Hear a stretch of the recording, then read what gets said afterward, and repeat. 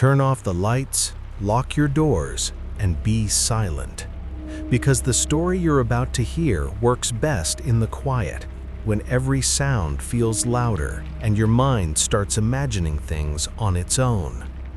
Before we go further, tell me in the comments, where are you watching this from and what time is it right now? So without any further discussion, let's begin. I've never been the kind of person people remember stories about. If you asked my coworkers to describe me, they'd probably pause, search for something notable, and land on reliability. The one who arrives before the lights fully warm up. The one whose desk is already organized when others are still setting down their bags. I work at a small company. Quiet floors, neutral walls, a place that smells faintly of paper and burnt coffee no matter how early you arrive. Nothing dramatic happens there. That's the point. I chose it because of that. My life has always moved on schedules, not the obsessive kind. No alarms every 5 minutes, no lists taped to the fridge, but a steady rhythm I could trust. Wake at the same time, shower until the water turns from cold to tolerable, leave the apartment when the street outside is still half asleep. I like that moment best, when the world hasn't decided what kind of day it's going to be yet. There's a comfort in knowing exactly where you're supposed to be during those hours. Responsibility for me has never felt like a burden. It's been an anchor. Work became the center of that structure without me noticing. It wasn't ambition, it was gravity. Bills, routines, the quiet satisfaction of being dependable. Those things stack up over time. I learned early that showing up mattered more than being impressive, so I showed up. Every day. Same bus, same walk from the stop, same security door that sometimes sticks if you don't pull it just right. By the time I clocked in, my body already knew the sequence. There was relief in that predictability, like slipping into a well-worn jacket. The systems at work reinforced that feeling. The time clock by the break room door with its dull screen and faint electronic hum. The attendance app that logged entries with precise, unquestioned timestamps. HR emails written in careful, neutral language, reminding us that everything was tracked, recorded, accounted for. I trusted those systems more than I trusted people. They didn't forget, they didn't misremember. They existed to remove uncertainty, and I welcomed that. If something went wrong, there would be a record, proof, order. I used to think of those systems as invisible scaffolding, necessary but unremarkable. You only notice them when they fail. Until then, they fade into the background, quietly holding everything upright. That belief made it easier to relax, to let my mind drift during repetitive tasks. I could lose myself in spreadsheets and emails because I knew the structure was solid, or so I thought. There was a comfort in being seen by a machine, not judged, just acknowledged. A green check mark, a logged entry, confirmation that I existed where I was supposed to exist. It's strange to admit, but there were mornings when that mattered more than greetings from coworkers. The soft beep of the clock in felt like a nod of recognition. You're here, you're on time, everything is normal. The office itself fed into that illusion of safety. Fluorescent lights that never flickered, air conditioning set to a temperature no one ever questioned, the quiet tap of keyboards, the distant whir of the printer cycling through another stack of documents. Even the silences felt regulated, predictable lulls between meetings, the subdued hush after lunch when energy dipped. Nothing unexpected lingered there. Nothing should have.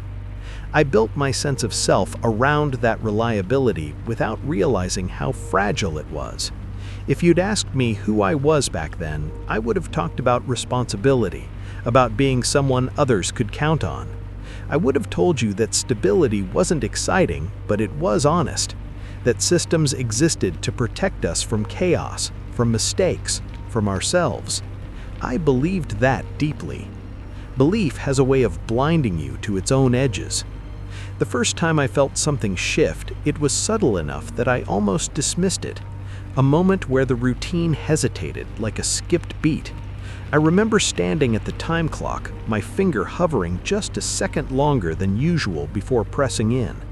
The screen lagged, not frozen, just slow. The hum deepened, then returned to normal. The green checkmark appeared, exactly as it always did. I remember feeling a flicker of irritation, followed by relief. Machines glitch, that's normal. I walked away without looking back. Later that day, I checked the attendance app out of habit. I liked seeing the clean lines of recorded time, the quiet confirmation. Everything looked correct. Too correct. The timestamp was there, precise down to the second. For a moment, I tried to recall the exact instant I'd pressed the button. I couldn't. That bothered me more than it should have. I told myself, memory is unreliable. That's why we have systems. The second microfracture came days later in the form of an email notification, an automated reminder about punctuality, generic, impersonal, sent to everyone. I knew that. Still, I reread it more than once, searching for something between the lines. There was nothing, just policy language and bullet points. My name wasn't there, no accusation, yet I felt a faint, unplaceable pressure in my chest, like the air had shifted without warning.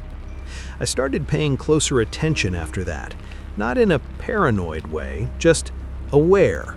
The soft click of the clock-in button sounded louder than before. The app took a fraction longer to load. HR emails seemed to arrive at odd hours. Each thing on its own meant nothing. Together, they formed a pattern I couldn't quite see, like a shape just beyond the edge of vision. I told myself it was stress. Everyone looks for meaning when they're tired. But late one evening, as I sat alone at my desk finishing up, I noticed something that stopped me cold. The office was quiet enough that I could hear the air conditioning cycle on and off.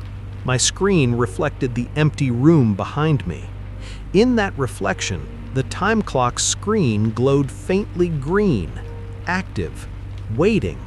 I knew with a certainty that settled deep in my stomach that no one had touched it in hours. I stared until the screen dimmed back to black. I didn't stay late after that. I didn't mention it to anyone. There was no language for it that wouldn't sound foolish. Systems don't wait. They don't watch. They don't acknowledge absence. And yet, walking home that night, I kept thinking about how much of my life depended on being seen by things that couldn't see me at all. The thought followed me up the stairs, into my apartment, into the quiet where routines end and you're left alone with yourself. Lying in bed, listening to the distant traffic fade, I wondered, just briefly, what would happen if one day the system decided I wasn't there, not late, not absent, just unrecorded. The idea felt absurd. I told myself that before sleep took me. Still, I left the attendance app open on my phone, screen dimmed, as if checking might somehow keep everything in place. It started with something so minor, I almost didn't notice it. I was scrolling through the attendance app one evening, like I always did, habit more than necessity, checking that everything lined up with my own memory. That's when I saw it, a block of hours logged under my name on a day I hadn't gone in. I stared at the screen, blinking, willing my eyes to adjust, thinking maybe I misread the date. But no, the numbers were there, precise, neat, undeniable. 8 hours, as if I'd sat at my desk, typed at my keyboard, lived through a normal workday. I tried to reason it away, a system glitch. Perhaps HR had made a correction, logged something incorrectly. My pulse thudded a little faster than usual, but I told myself it was nothing. Mistakes happen. Technology isn't infallible. I closed the app and returned to my usual tasks, convincing myself I was imagining it, though the back of my mind hummed with unease, a low, insistent vibration I couldn't silence. Then the little things began. At first, I chalked them up to coincidence. A coworker would mention casually that they'd seen me at the office the day before. Names, faces, snippets of conversation, things I knew hadn't happened. "You were working on that client report last Thursday, right?" someone asked. I froze. I hadn't been there. I said nothing, forced a neutral nod, and walked away. There was a tightness in my chest that I didn't recognize. The security footage made it worse. One evening, tasked with checking a minor access issue, I glanced at the live feed. There was a figure moving through the empty corridor. My silhouette, down to the posture, the slight slump in the shoulders. I held my breath, waiting for someone else to appear, a prankster or a glitch, but the hall remained empty. The shadow kept walking, crossing thresholds I hadn't passed, turning corners I hadn't turned. When it disappeared into the elevator, the monitor blinked back to the timestamp. Ordinary, unremarkable. And yet I felt eyes, not human, not present, tracing me. I started noticing small, more intimate invasions. Computers would log in automatically at odd hours, screens flickering alive before I reached them. My phone would ring with alerts, single, sharp notifications, always my device, always at moments when no one else could be sending anything. A muted vibration that made my stomach tighten, a digital presence pressing against the quiet of my apartment, my office, my own routines. I checked the settings, uninstalled apps, rebooted, ran scans. Nothing unusual. And yet, I was not imagining it. One night, alone in the office after hours, I left my laptop open, idly scrolling emails. The building was silent in the way empty offices are. So still it feels like even sound itself has paused. Then the screen shifted on its own. Windows minimized and reopened. A folder I had never created appeared on the desktop, titled with my initials, timestamped earlier that day. My hands froze mid-gesture. My throat tightened. I knew I should close it, leave, call someone, but I couldn't look away. And for the first time, I felt the fragility of the system I had trusted so completely. The schedules, the check-ins, the automated confirmations, they weren't safeguards, they were windows, and something had found its way inside, moving through them, leaving traces that were mine, yet unmistakably not mine. I walked the office in a trance that night, listening to my own footsteps echo off the walls, the fluorescent lights flickering as if questioning their own consistency. My breath sounded too loud in the stillness. Every door I passed was locked, yet I half expected one to open of its own accord. The silence pressed in around me, and in it I imagined a presence, always just out of view, reflected in the green glow of a screen, waiting in the logic of a program. By the time I reached my car, the city outside seemed unreal, too bright, too solid. I kept glancing behind me, half expecting the shadow from the hall to be there. Nothing moved, and yet I knew it had already touched my life in ways I couldn't yet define, leaving me uncertain of what was mine and what wasn't. That night, lying awake, I wondered how long it had been happening, how many hours had been stolen or replicated, how many footsteps had walked in my name, and whether the systems I had trusted my whole life were not shields, but invitations. The next day, I arrived earlier than usual, drawn by a mix of curiosity and need to see the office through unclouded eyes. The fluorescent lights hummed their familiar low-pitched drone, and I traced the path to my desk like a ritual. But the unease from the previous week had settled deeper, like a shadow beneath my ribs. It was in the break room that I first noticed someone new. Not new in a way that sparks chatter, no name tags or introductions, but the quiet presence of someone who seemed to move through the office without claiming it. The IT guy, apparently. A tall, thin man with sleeves rolled up to the elbow, pale as the white walls, and eyes that darted just slightly too fast, as if catching things I couldn't see. He was bent over a terminal, tapping keys in a rhythm that made the screen pulse. When I approached to ask about a minor password reset, he barely looked up.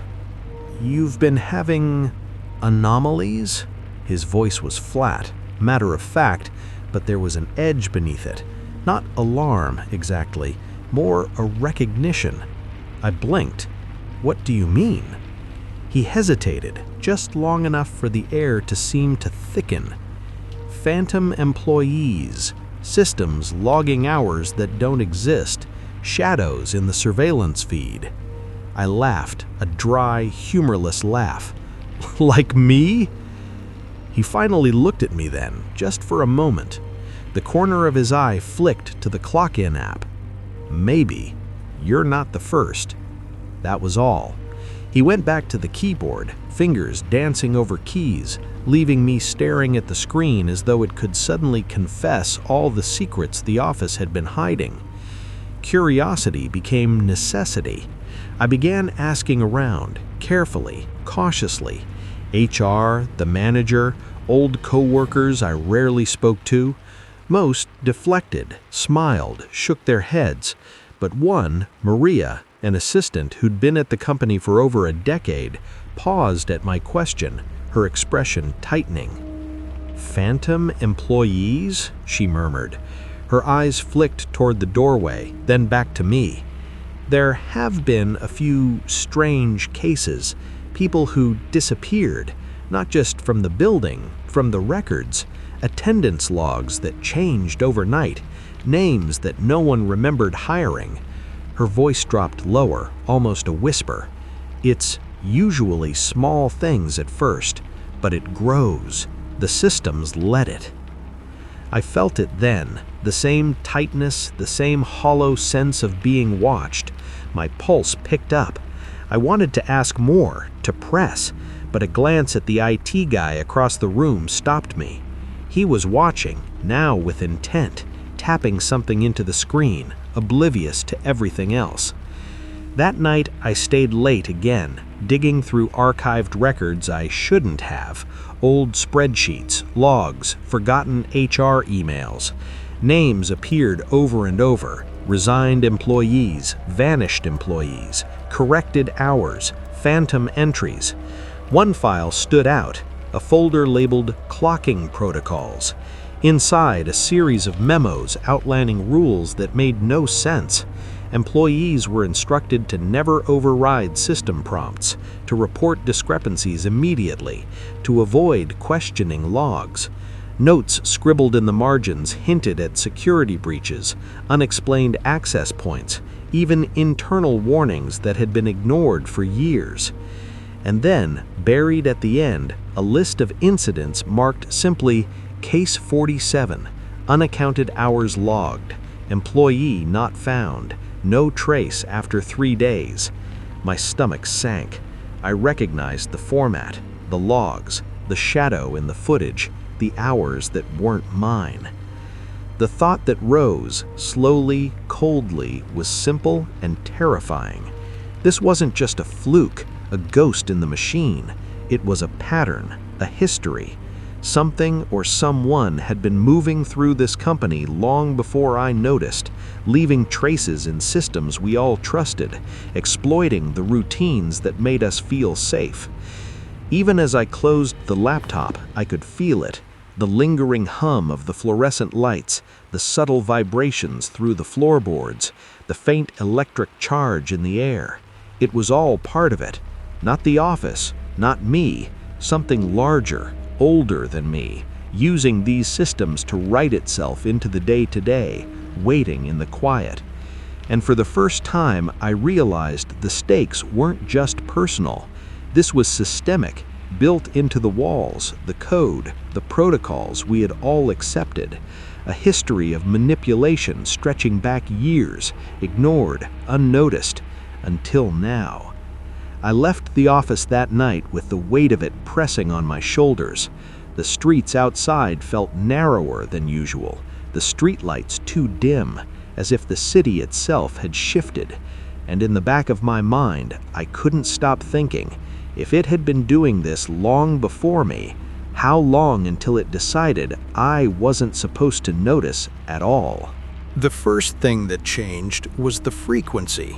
Not dramatically, not enough to justify panic, but enough to form a rhythm I couldn't ignore.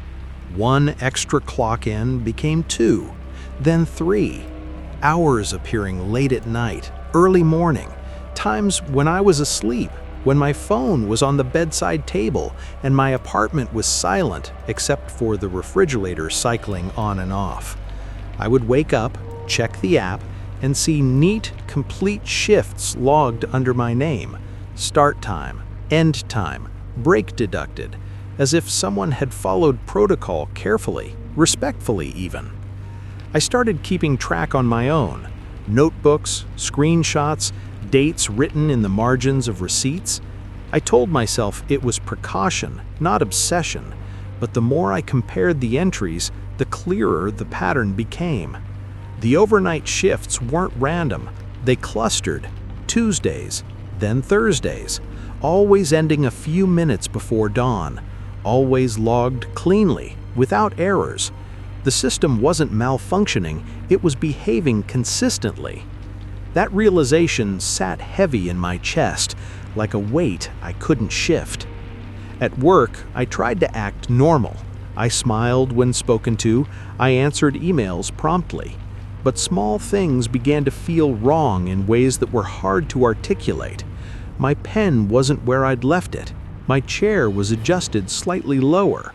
Once I found my lunch already in the fridge when I knew I'd carried it with me that morning. These were details no one else would notice, the kind of things memory likes to betray. I told myself that, over and over. Then came the emails.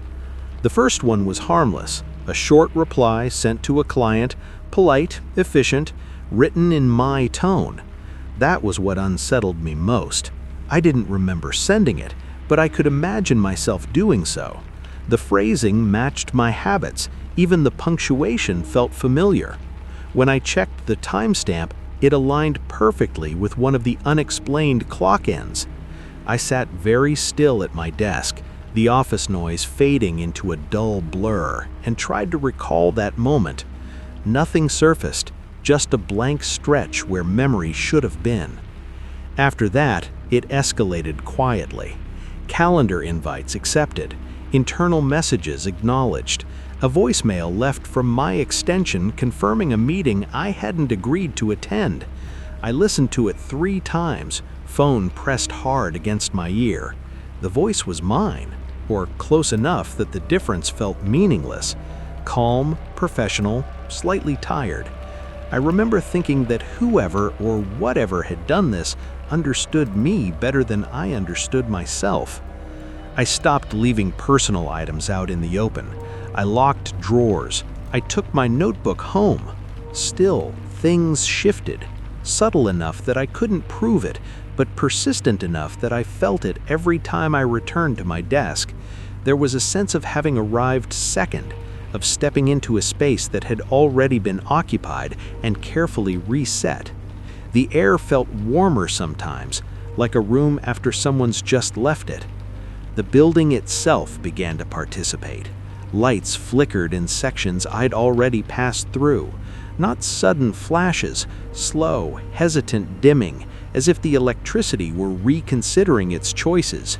Doors I knew were heavy creaked open on their own, just an inch or two, stopping before revealing anything beyond the threshold.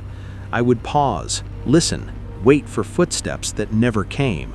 The silence that followed felt deliberate.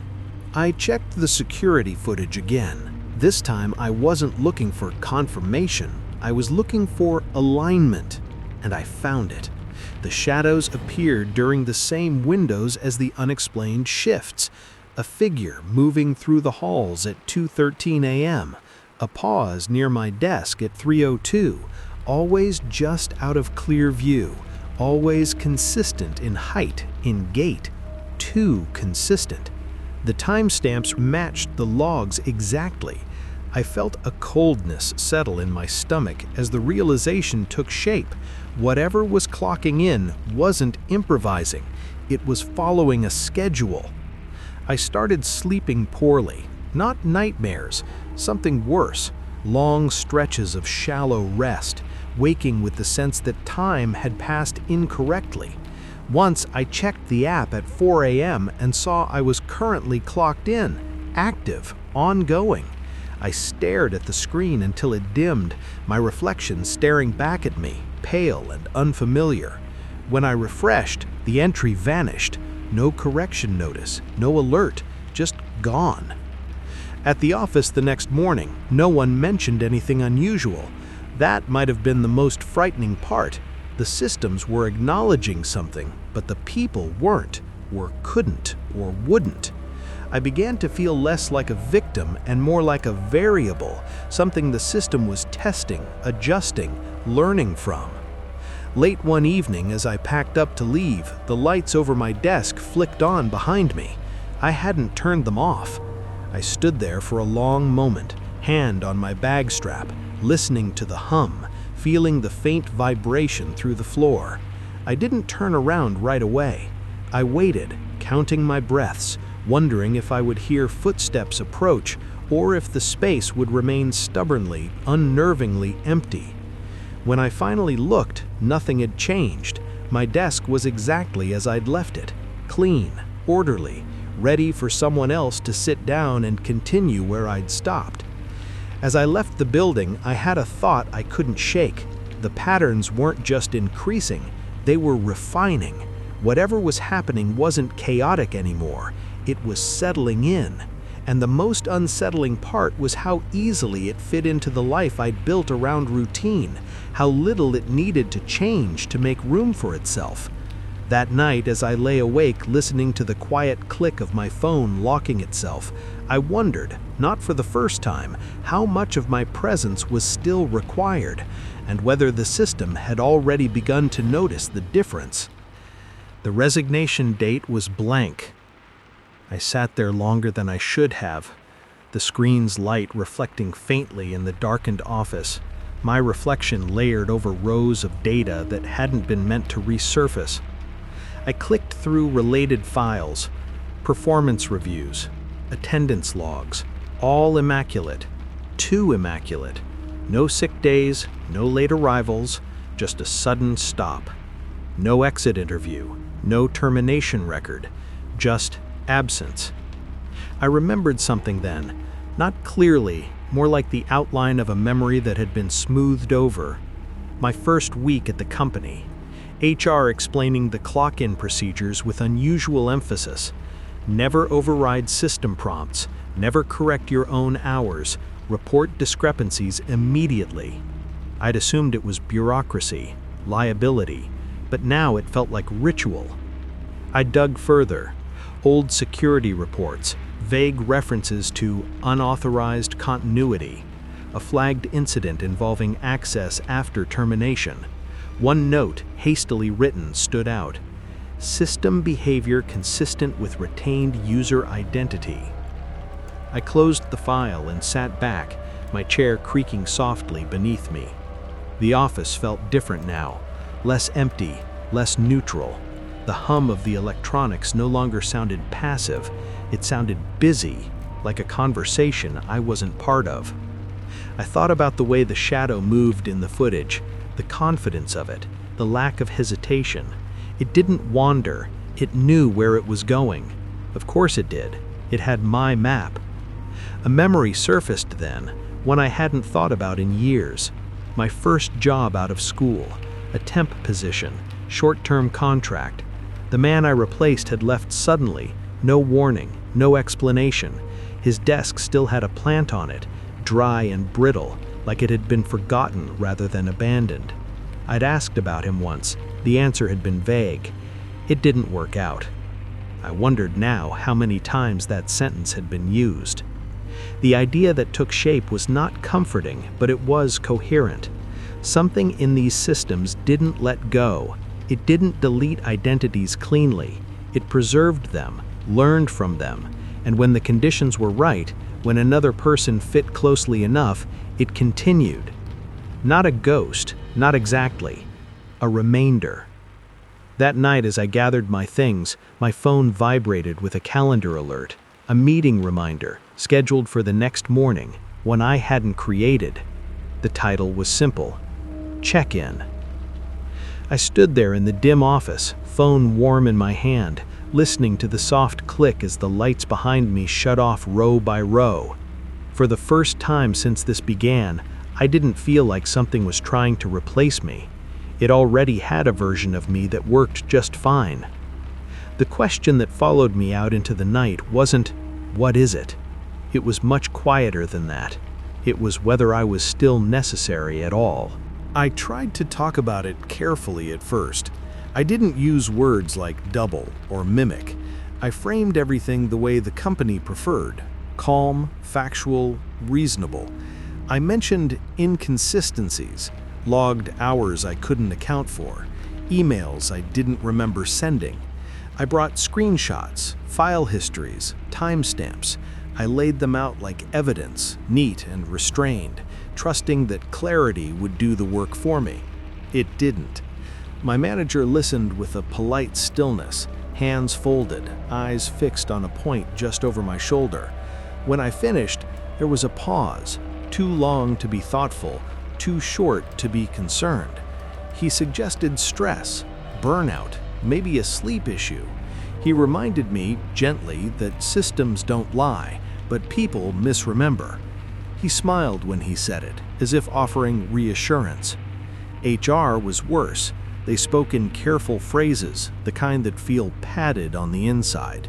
No irregularities detected, no corroborating reports. Have you considered taking a few days off? When I pointed out that the logs showed activity during my scheduled leave, they nodded sympathetically and told me the system sometimes batches data overnight.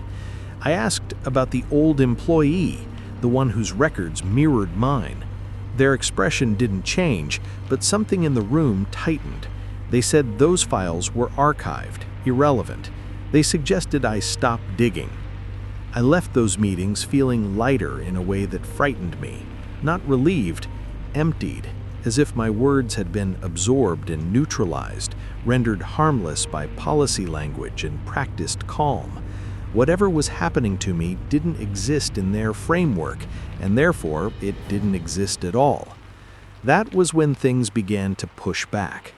The first malfunction was minor. My computer froze mid-task, then rebooted itself without warning. When it came back online, a document I'd been working on was gone, replaced by an older version missing hours of work. I redid it quickly, heart thudding, telling myself it was coincidence. The second time, the printer jammed repeatedly while I was on a deadline, spitting out half-printed pages that bore my name in the footer, though I hadn't sent anything to print. Deadlines slipped, not because I missed them, but because submissions vanished or arrived corrupted. Each incident was logged against me. Each one was explainable on its own. Together, they formed a narrative I couldn't control. I started receiving automated warnings, missed targets, incomplete tasks. The language was neutral, but the implication was clear. I was becoming unreliable. My body reacted before my mind did. Headaches that settled behind my eyes and refused to move. A constant tightness in my shoulders, as if I were bracing for impact without knowing from where. I flinched at sudden sounds. I stopped wearing headphones. I needed to hear the room. One afternoon, the office copier sparked and shut down while I was standing beside it. A sharp crack, the smell of overheated plastic. I stepped back just in time. Later, facilities reported a power fluctuation, random, harmless. But that evening, as I replayed the moment, I realized something that made my hands tremble. The malfunction had occurred seconds after my phone buzzed with a calendar alert I hadn't set.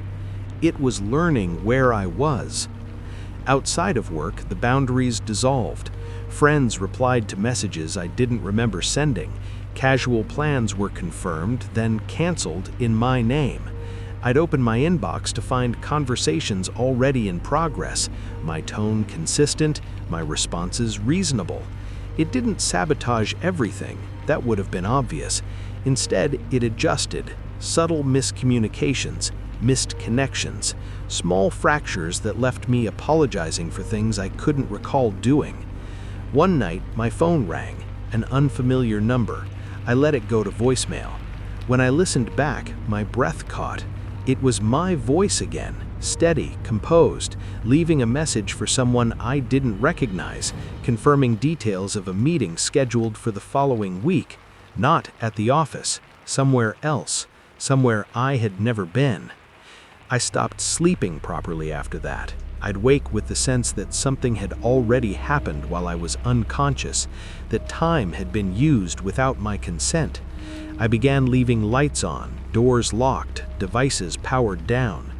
It didn't matter. The activity continued. If anything, it grew more precise. At work, people stopped asking if I was okay. They started avoiding me. Conversations ended when I approached.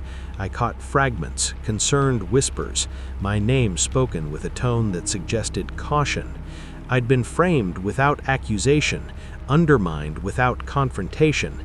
The systems supported it. The logs were clean. The evidence pointed in one direction: me. The worst moment came quietly. An email from HR marked informal review. No disciplinary language, just concern. They cited performance inconsistencies, unusual system activity, reports of erratic communication. They asked if I felt safe, if I was managing my workload, if I needed support. I read it 3 times before I understood the shape of it. The entity wasn't trying to erase me, it was positioning me, making me the unstable variable, the unreliable witness, the problem that needed resolution. That night, as I sat alone in my apartment, the city outside unusually still, my phone lit up once more. A message preview appeared on the lock screen, sent from my account. Everything is under control. I didn't open it, I didn't delete it. I just stared at the words, feeling the weight of them settle into place. Whatever this was, it no longer needed my cooperation. It had access, credibility, momentum. And I was running out of ways to prove that I still existed separately from the version of me it had perfected. I stayed late on purpose the night it finally came apart. Not out of courage, out of exhaustion. There was a point where fear stopped escalating and simply settled into something dense and functional. I waited until the office emptied, until the last elevator chimed and the familiar hush returned, deeper now, heavier. The lights dimmed automatically, row by row, leaving islands of brightness in a sea of shadow. I didn't turn them back on. I went straight to the security hub. It was a room most people forgot existed. No windows, low ceiling, always slightly too cold. The air smelled faintly metallic, like dust heated and cooled too many times. Monitors lined the wall, each showing a different angle of the building, frozen in their perpetual vigilance. I closed the door behind me and locked it, more out of habit than belief. Locks had stopped meaning what they used to. The screens flickered as I approached, not all at once, one by one like attention shifting. I watched myself arrive, not in real time, in replay. Footage from earlier that night. The front entrance camera showed my badge swipe, clean, authorized. The timestamp matched one of the hours logged under my name. I leaned closer, my breath fogging the glass of the monitor, searching for the flaw that would reassure me. There wasn't one. The figure moved exactly the way I did when I was tired, shoulders slightly forward, head tilted as if listening to something internal. The next camera showed the hallway, then the elevator, then my desk. On the final screen, the figure stopped and looked directly into the camera. I felt it then, not fear, not surprise, but recognition. The uncomfortable awareness of eye contact held too long, the sense of being seen not as an obstacle, but as redundant. The feed didn't glitch, the image didn't distort, it simply waited. My phone vibrated in my pocket. a message notification from my calendar app. Meeting started. The monitors shifted on their own, reconfiguring into a single feed. The security hub itself, the door behind me, the chair where I now sat, me, framed and small. And standing just outside the door, visible through the narrow window, was someone else. It didn't rush, it didn't force entry. It stood there with my posture, my patience. When the handle turned, it did so carefully, as if respecting procedure. The door opened. Seeing it in person broke something my mind had been holding together by force. It wasn't wrong in the way monsters are wrong. No exaggerated features, no distortion. The differences were quieter. The stillness was too complete. The way it breathed, measured, efficient, unnecessary. Its eyes tracked the room, then settled on me with something like professional interest. This was the version that never forgot deadlines, the one who never hesitated before responding, the one the system preferred. I understood then what all of this had been moving toward. Not possession, not haunting, transition. The systems hadn't been invaded, they had been continuing, carrying forward a pattern they were never designed to end. When an identity fit well enough, when the inputs were consistent, the system didn't need the original anymore. It preserved the function, optimized it, removed variance. Me. The monitors began to log activity, new entries populating in real time, access granted, credentials confirmed, my name appearing over and over, neat and unquestioned. I felt a sudden pressure behind my eyes, a creeping lightness, as if I were being slowly unthreaded. I stood. For the first time since this began, the other me hesitated, just slightly, as if this outcome hadn't been fully modeled.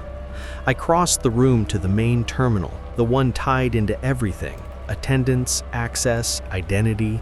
My hands shook as I logged in, half expecting rejection. The system accepted me instantly. Of course it did. I was still valid, for now. The other me moved closer, not threatening, not urgent, patient. It didn't need to hurry. Erasure, I realized, wouldn't feel like dying. It would feel like being corrected. I started overwriting things I had been taught never to touch, manual inputs, forced desyncs. I broke rules that had been framed as safeguards. Alerts bloomed across the monitors, red and blinking, their sounds sharp in the small room. The system resisted, not aggressively but persistently, like water pushing back against a hand. The double reacted then, not with anger, with urgency. The lights flickered violently, screens duplicated and fractured. My phone rang, then rang again, then went silent. I felt dizzy, disoriented, like my sense of sequence was unraveling. I shouted my name, not at it, at the system. It felt ridiculous, primitive, but the moment the sound left my mouth, something shifted, not in the room, in me. A sharp anchoring. Memory surged back, not as data, but as weight. Imperfect moments, late arrivals, missed calls, human inconsistency. The parts the system couldn't optimize because they didn't repeat cleanly. I yanked the power. The monitors died all at once. The hum vanished. Darkness collapsed inward, thick and immediate. For a heartbeat, there was nothing. No system, no reflection, no confirmation of existence at all. Then the emergency lights came on. The room was empty. No footsteps, no presence. Just me, breathing hard, hands numb, heart racing with the terror of having won something I didn't fully understand. I didn't wait to confirm. I left the building, badge discarded in the stairwell, phone powered off, routines abandoned without ceremony. I didn't go home. I don't work there anymore. I don't use systems that promise to remember me. I avoid places where identity is reduced to patterns and permissions. Sometimes I wake up with the sense that something is still finishing tasks without me, somewhere quiet and well lit. But when I check, when I speak my name out loud, when I choose to be late or imprecise or inefficient, I feel solid again. For now. And I understand something I didn't before. As long as the system exists, it will always prefer the version of me that doesn't hesitate. I just have to make sure I never become that easy to replace again. For a while after I left, everything appeared to return to normal. That's what the reports said, anyway. I checked from a distance. Public postings, quiet messages from former co-workers who didn't know what they were really telling me. The company never shut down. No investigation, no incident report. Clock-ins stabilized. Attendance charts flattened into the neat, predictable lines they'd always been. Whatever disruption I'd caused had been absorbed, smoothed over, filed away.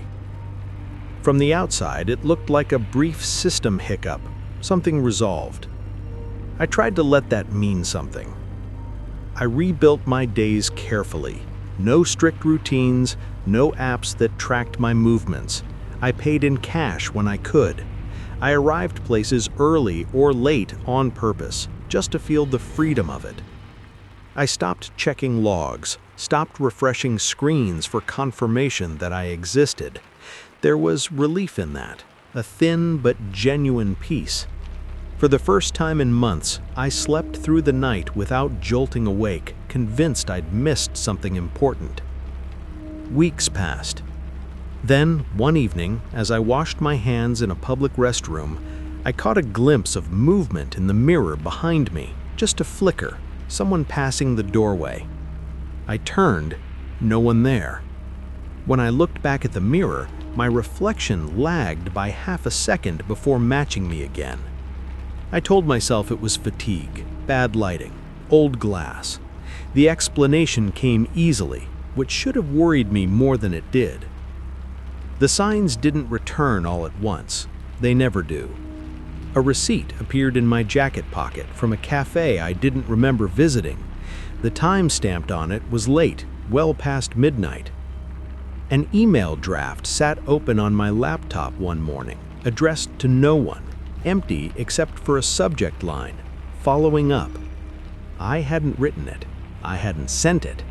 It waited patiently, as if it expected me to finish the thought. Once, I woke to find my shoes aligned neatly by the door. I don't do that. I stood there longer than necessary, staring down at them, trying to decide whether the order felt familiar or imposed. The apartment was silent. No sense of intrusion, just the unsettling impression that something had been considerate in my absence. I stopped telling myself the entity was gone. I reframed it instead. Dormant, dispersed, integrated. Late at night when the city quiets into something almost thoughtful, I sometimes check my phone without meaning to. There's never a notification waiting, nothing logged, nothing active. And yet, occasionally, I'll notice the screen warmth lingering, as if it's just been used. The battery percentage will be lower than expected, not drained, just adjusted. I don't confront these moments anymore. I've learned that attention feeds patterns. Instead, I introduce noise. I change plans at the last second. I leave messages unfinished. I contradict myself in small, harmless ways. I make choices that don't optimize anything. It feels like resistance, even if I can't prove it matters. Sometimes, in reflective surfaces, dark windows, powered-down screens, I think I see someone standing just out of alignment with me, not watching, waiting, as if ready to step in the moment I simplify myself enough to be useful again. The fear that comes with that isn't sharp, it's dull, persistent. The kind that settles into the background of your life and rearranges how you move through the world. The office still exists, the systems still run. Somewhere, identities are being logged cleanly, efficiently, without friction. Somewhere, a process continues that was never designed to stop, only to refine. I don't know if what followed me out of that building ever truly left, or if it learned something that night and decided patience was the better strategy. What I do know is this: I no longer assume that being recorded means being present. I no longer trust confirmation as proof of existence. Some nights, just before sleep, I say my name out loud, not to reassure myself, but to listen. So far, only my own voice answers, but I've learned not to mistake silence for safety. You listened till the end because somewhere this story connected with you. If you heard something, don't look back, move forward, and be silent. This channel is for those who enjoy stories that stay in their mind long after they're over. If this story gave you that feeling, support the channel by subscribing it and stay connected with me in this video.